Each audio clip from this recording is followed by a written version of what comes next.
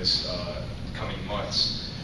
What I'd like to do now is introduce our speaker for this afternoon, Wes Pratt. Wes Pratt has served nearly 50 years in the public service, including community, local, and state governments, legal, nonprofit, cooperative, administration, youth program development, higher education.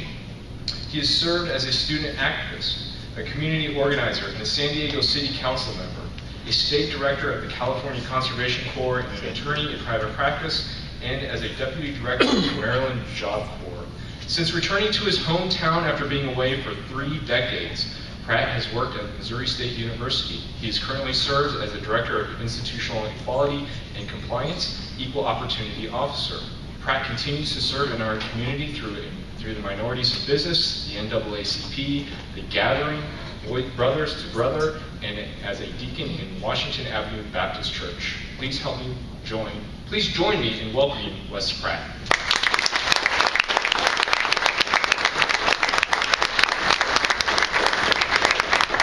Thank you, Brian. I appreciate that. Can you hear me? I might have to sit down.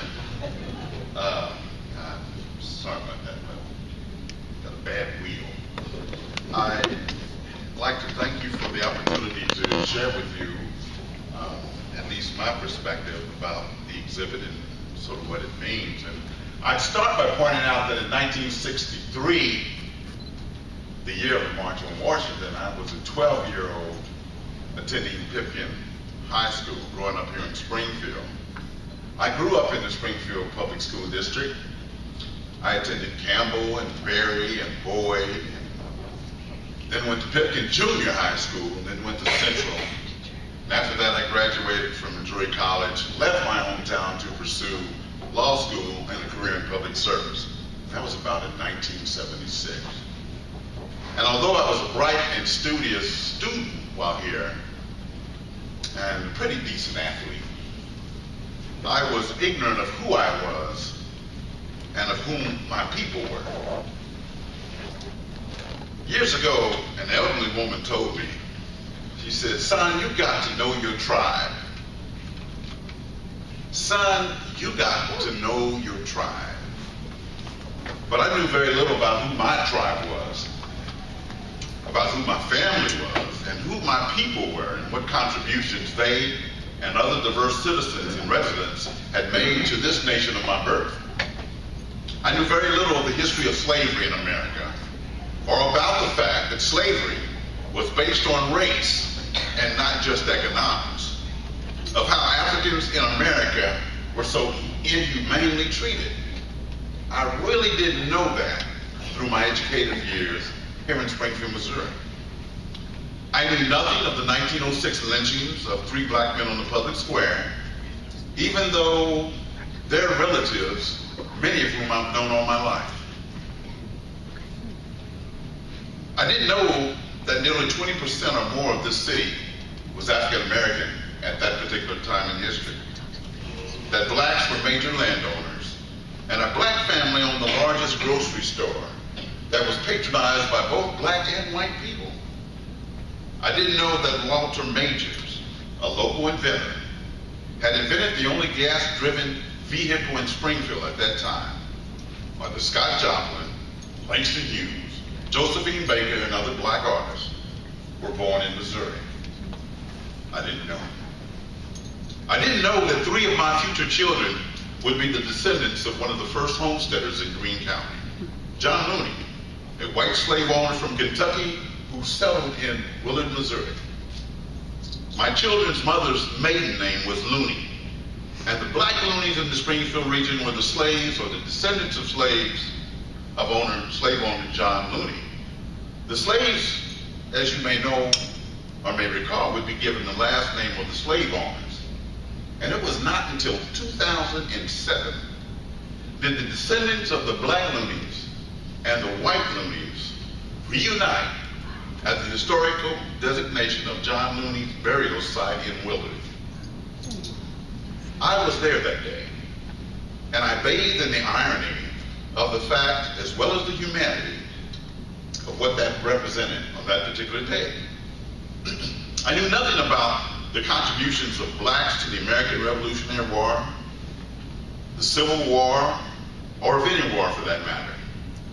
I didn't know about the Navajo code talks.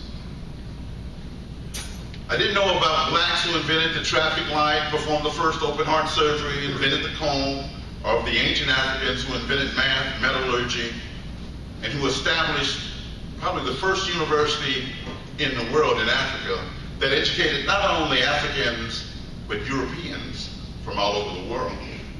I did not know my tribe. I did not know my tribe. I didn't know my history, nor were those contributions shared with me in the public school system that I was educated in, that I grew up in, and that I spent all of my formative years in. The contribution of diverse Americans was never shared with me, nor was it shared with any of my classmates, be they black or white. But it was during this period of time, in the 1960s, that America, and even Springfield, Missouri, was waking up to the fact of how black people had been discriminated against, brutalized, mistreated, and murdered and maimed, and denied education. How they were denied justice, fairness, and equity, not only de facto, as a matter of fact, but also de jure, by law. Television news broadcasts daily showed us how many in America had nothing but disdain, disrespect, hatred, and denial for Africans in America, upon whose backs the economic and cultural underpinnings of American society were established. But the masses of black people were not tolerating the mistreatment any longer and were fighting for justice. They were joined by many white, Latino, LGBT men and women who were standing with them and marching with them, and who sacrificed and who died with them. As a matter of fact, I read the News and Leader today, and I read about one of those white men who championed the civil rights of blacks and Americans. His name was John Siegenthaler. He was a journalist who edited the Tennessean newspaper, who helped shape the paper USA Today, and who worked for civil rights during the John F. Kennedy administration. This man served as chief negotiator with the governor of Alabama during the 1961 Freedom Rides. That was organized by civil rights activists seeking to integrate interstate buses. During this particular crisis, he was attacked and knocked unconscious by a mob of Klansmen in Montgomery, Alabama, as he tried to aid a young protester who was being pursued by the rioters. John Siegenthaler passed away yesterday at the age of 86. And for one, having never met him, I am grateful for his commitment, for his courage, for his service, and for his sacrifice. But then I look at what I see today in California and Texas, where American citizens are stopping buses and yelling and tormenting children and mothers seeking to come to America for a better life, and that gives me pause. Who can say what fuse may be lit in such a volatile situation? And what may be the outcome when there is still so much indifference, so much intolerance, so much insecurity, and so much ignorance around the issues of race, class, and diversity in arguably the greatest nation on the planet? So historically, there have always been blacks and whites fighting slavery, bigotry, racism, and discrimination, whether through rebellion, insurrection, marches, court challenges, and political action. They fought against slavery, Jim Crowism, and indentured servitude. And right here locally, yes, even in Springfield, Missouri, not only did black people take notice of what was occurring in the rest of the nation and on the world stage, we took action.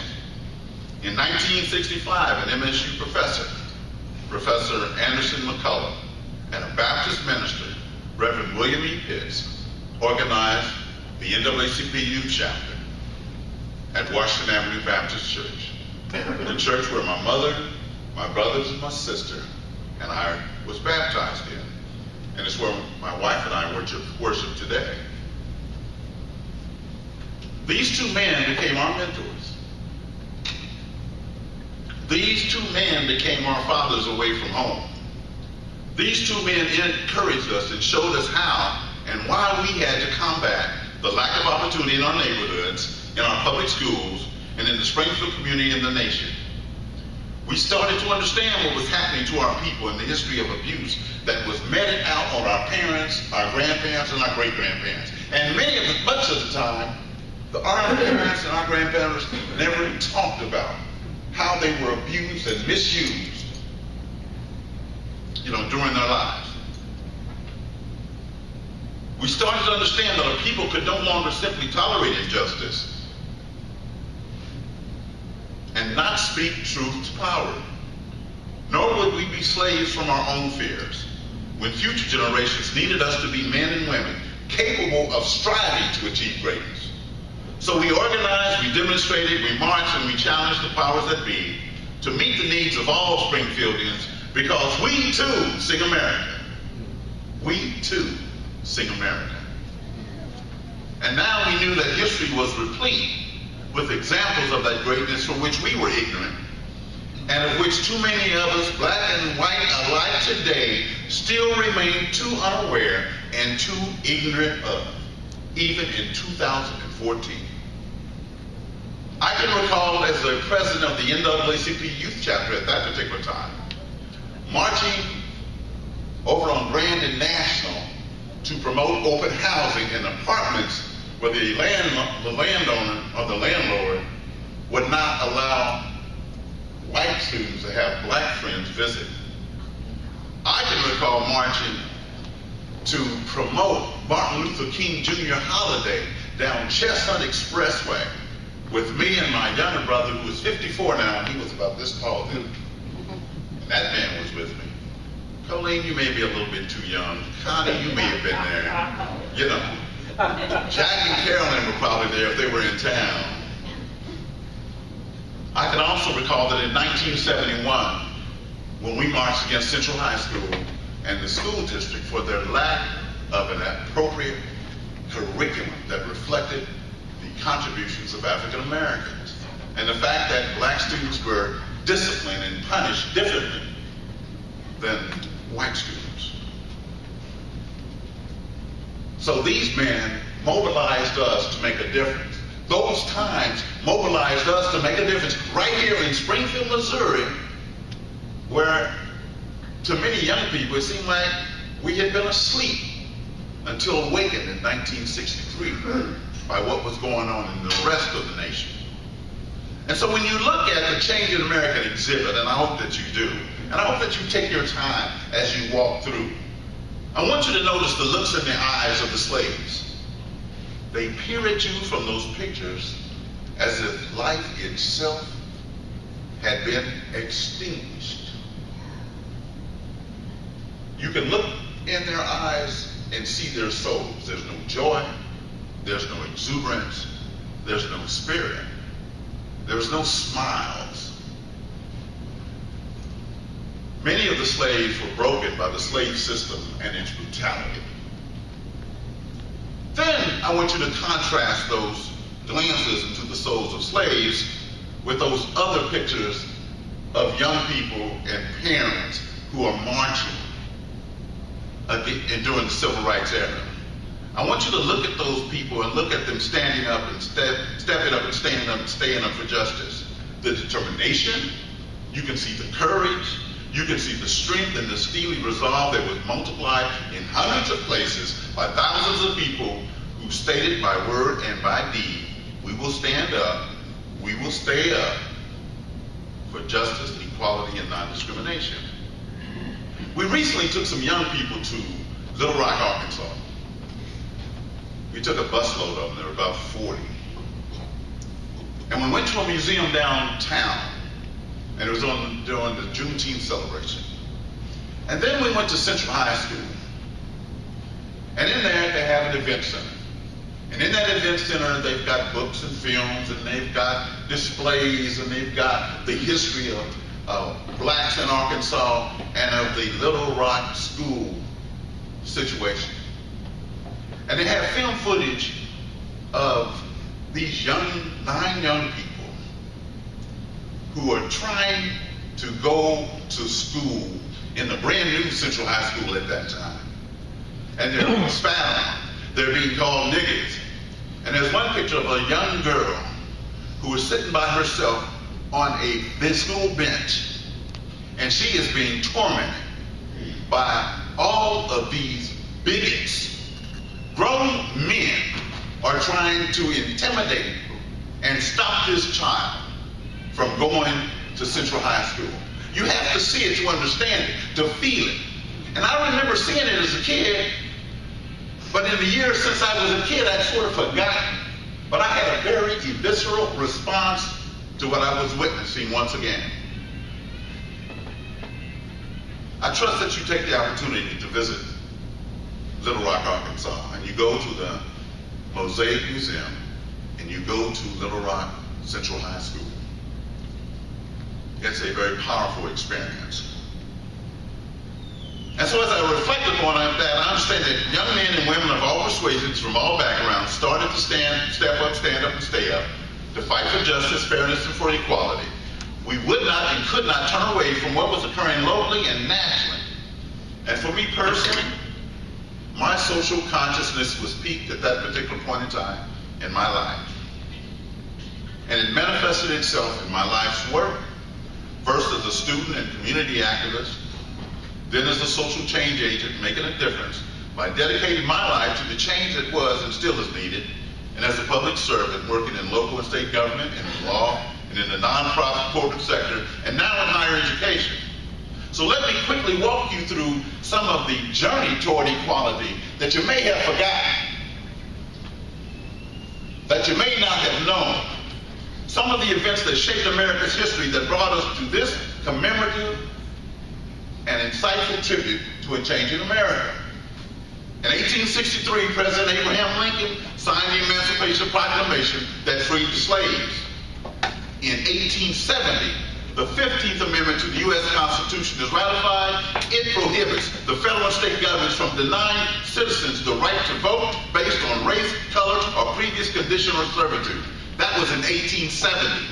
In 1920, 50 years later, the 19th Amendment gives women, the 19th Amendment gives women the right to vote. 50 years later, then it gave black people the right to vote. You need to think about it, think about it, think about it. Jackie Robinson in 1947 becomes the first black Major League Baseball player. In Brown versus Topeka Board of Education, the United States Supreme Court rules that school segregation is unconstitutional. 1955, Rosa Parks declines to give up her seat on a public bus, sparking the Montgomery, Alabama bus boycott. Black students entering Central High School in Little Rock in 1967 had to be protected by federal troops after the governor and hundreds of bigots stand in the doorway to the school, denying them an opportunity for an education. In 1963, Martin Luther King delivers his I Have a Dream speech. That same year, President John F. Kennedy signs the Equal Pay Act, and that makes it illegal for employers to pay men and women different wages for the same work. And since 1963, what has happened? 64, President Johnson signed the Civil Rights Act that outlaws discrimination based on race, color, religion, sex, or national origin. 65, President Johnson signs Executive Order 11246 that requires all federal contractors to take affirmative action to ensure equal opportunity. 1968, that NAACP Youth Council, we went to a funeral. We went to Martin Luther King Jr.'s funeral in Atlanta, Georgia. 1972, Title IX, signed into law by President Nixon, bans gender discrimination in federally funded schools. 1973, Section 501 of the Rehabilitation Act prohibited discrimination in employment by the federal government against people with disabilities. The Pregnancy Discrimination Act of 1978 amended Title VII to make it illegal to discriminate against pregnant women. And in 1990, President George W. Bush, signs the American Disabilities Act that prohibited employers from discriminating against qualified people with disabilities. And in 2004, Massachusetts becomes the first U.S. state to legalize same-sex marriage. All of this progress and more emanates from the vision, from the leadership, from the struggle and the sacrifice for those with the courage to lead America forward after realizing that America had to change from what it was in order to move forward to promote America of what America could be. The challenge continues even with us now. As we commemorate the change in America, we realize that there's been progress, but there's so much more to be done. Therefore, in the spirit of Dr. King's vision and leadership for the change in America we've witnessed and that which we hope will come in the future, I charge all of those in positions of public service, whether appointed or anointed, whether elected or selected, whether hired or volunteered, to realize that what you do is a privilege and an honor that must be carried out with a keen sense of duty, because you represent all of the people all of the time. Always know and always remember this: it's not about you. It's not about political and partisan campaigns, prestige or positions. It's not about special interests. It's not about party and personal agendas. And it's certainly not about ideology. It is and should always be understood by each of you and by all of you that public service is the noblest good, and that our residents and our citizens deserve the best of you and the best from you. We as citizens and residents of Springfield, individually and collectively, have a personal and moral responsibility to pursue with dignity and respect for all that noble calling, not only with commitment and integrity, but with a fervent and unceasing sense of compassion and humanity for every person that resides in our community and in this nation that we call home. Every single person. A year ago, while we celebrated, and you saw on the screen our the 50th anniversary of the March on Washington, I recounted some of the many challenges still facing us locally, regionally, and nationally. And I told you then, high youth and black unemployment rates that need to be lowered by the creation of jobs, the need for a national comprehensive immigration reform policy, the need to eliminate profiling for the wrong reasons by those who are hired to protect and serve, the need to stop discriminating against people because of who they love, the need to close an academic achievement gap that threatens the economic future of our nation, the need to ensure that poor people in rural areas and the working poor have adequate health care, the need to ensure that the safety of every child is maintained, that they are protected from neglect and child abuse, and the need to ensure that we embrace and value the diversity that is America and that will be America from now on.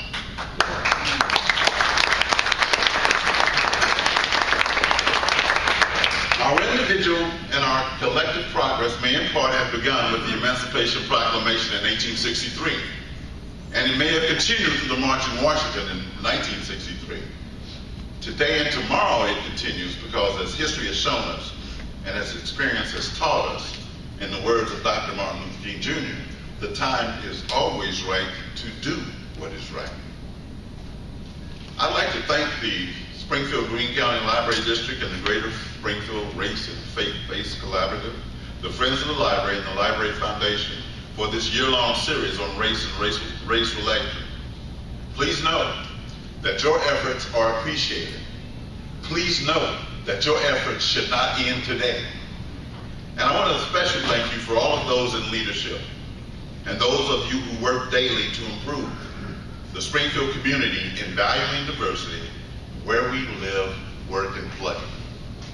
In closing, I'd simply like to share with you a prayer written by W.E.B. Du Bois that's just as relevant today as it was when he labored in the vineyards for justice and respect for all people in the early 1900s.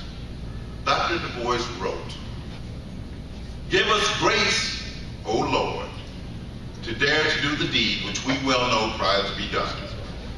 Let us not hesitate because of ease or the words of people's mouths or our own lives.